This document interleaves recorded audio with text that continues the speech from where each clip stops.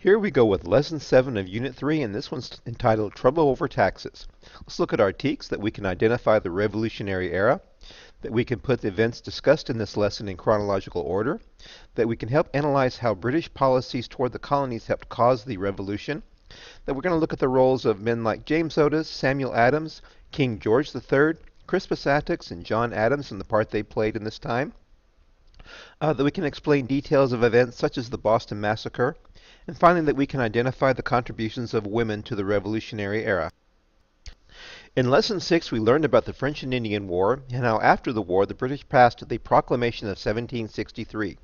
The purpose for this proclamation was to maintain peace between the colonies that were on the east side of the Appalachian Mountains and the natives who were on the west side and living in what has formerly been French territory.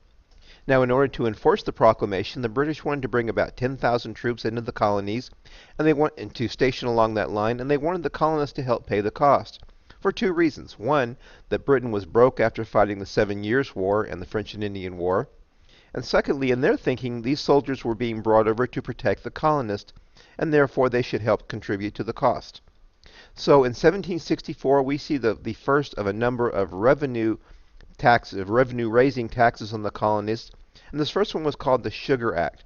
It was a tax on molasses and rum, particularly those products imported from foreign countries.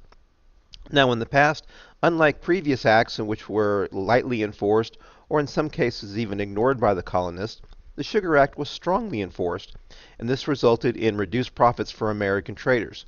So you might say, so what's the problem? Everyone pays taxes. It's only fair, right?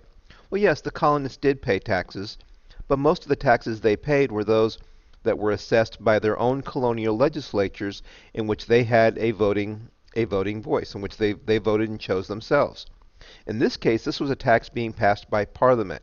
Parliament was the English legislature in which the colonists had no representation and no voting member. And that led the colonial lawyer James Otis to say, taxation without representation is tyranny. Tyranny means unlimited government or dictatorship. So the idea saying that we have no voice in Parliament, therefore we have no voice in these taxes being passed upon us. So no taxation without representation became a rallying cry for the colonists as they opposed this and other British taxes. However, more British acts were to come.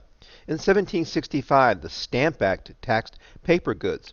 This included documents, marriage licenses, diplomas, newspapers, and even playing cards because many of the colonists enjoyed gambling. And this was an internal tax. This was not a tax on imports coming into the country, but on products that were being produced inside the colonies, and this one affected everyone. Of course, everyone had to use paper goods. That was followed up in 1765 by the Quartering Act, which ordered the colonists to house, feed, and supply British soldiers that were stationed in the colonies, and in some cases actually quartered inside their own homes. Now it says here, hint, remember this act when we learn about the Bill of Rights, because one of the original 10 amendments, the Bill of Rights, was directed specifically at the Quartering Act, and we'll see which one that is. So how did the colonists react to these early taxes? In October of 1765, representatives from all the colonies met, or almost all the colonies, I should say, met in the Stamp Act Congress, and they decided to send a petition to King George III asking him to repeal the Stamp Act. Again, a repeal is when you undo or take back a law. Merchants also boycotted British imports. A boycott is an organized protest in which you refuse to buy a product. So in this case, they refused to do business with British imports, and women participated by making many items that were imported from Britain by hand in protest. And this act actually did have a significant impact on British business. In 1765, colonial businessmen formed the Radical Sons of Liberty, and this group used persuasion, but also intimidation and sometimes outright violence against British officials, and in some cases used intimidation against Americans to maintain the boycotts. If you look at the picture here, you see that this is a British official who has been tarred and feathered. This is a method of physical abuse and intimidation. It looks like he's being forced to drink tea. In the back we see the symbol, the Liberty Tree, and this noose here became a symbol for the Sons of Liberty. Two prominent members of this group were Samuel Adams and John Hancock. In 1767, we get another tax, the Townshend Acts. Parliament repealed, which means that they canceled the Stamp Act. They took it back. But however, they kept the authority to pass taxes in the Declaratory Act. The colonists cheered the repeal of the Stamp Act and kind of ignored the Declaratory Act and the things to come.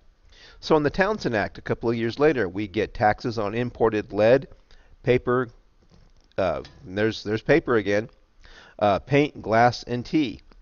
This act also allowed for writs of assistance. A writ of assistance was an open-ended search warrant that allowed British officials to pretty much search anywhere they chose, homes, businesses, without a specific warrant in order to stop smuggling.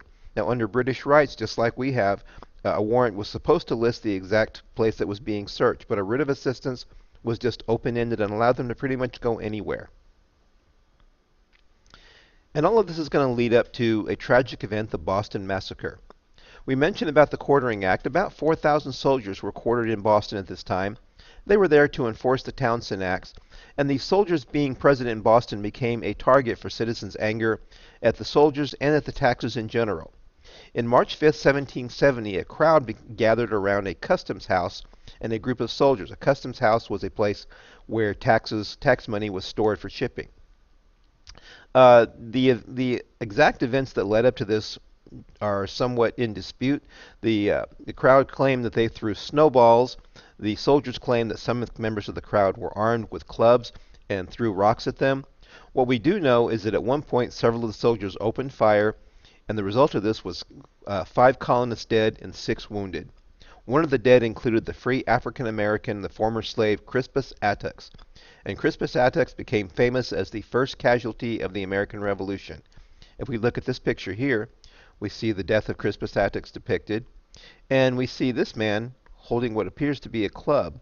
So this picture would seem to agree more with the British version, although there are others that, such as the famous one from Paul Revere, which we're going to look at, that would definitely seem to say that the crowd was not armed. So this leads to a trial in which 8 British soldiers are tried for murder, and they were defended by the famous Boston lawyer John Adams, who was Samuel's cousin and a future U.S. president. At the trial, Adams argued that the men were justified in their shooting, and only 2 of them were convicted, not of murder, but of manslaughter. Their sentence was to be branded on the thumb, and they were released. To calm things down, Parliament repealed all of the Townshend Acts and the taxes, except for the one on tea. And again, they were hoping that after this that things would settle down and we would return to normal relations. But the Sons of Liberty had other ideas. And we will look at that when we continue on here. So our Lesson 7 thoughts. Why did colonists like James Otis object to the British taxes and policies such as the Stamp Act? How did some colonists act to oppose British actions in the colonies? And number 3, how do you think the Boston Massacre affected relations between Britain and the colonists? And we'll look at this in our next video, Lesson 8, The Road to Revolution.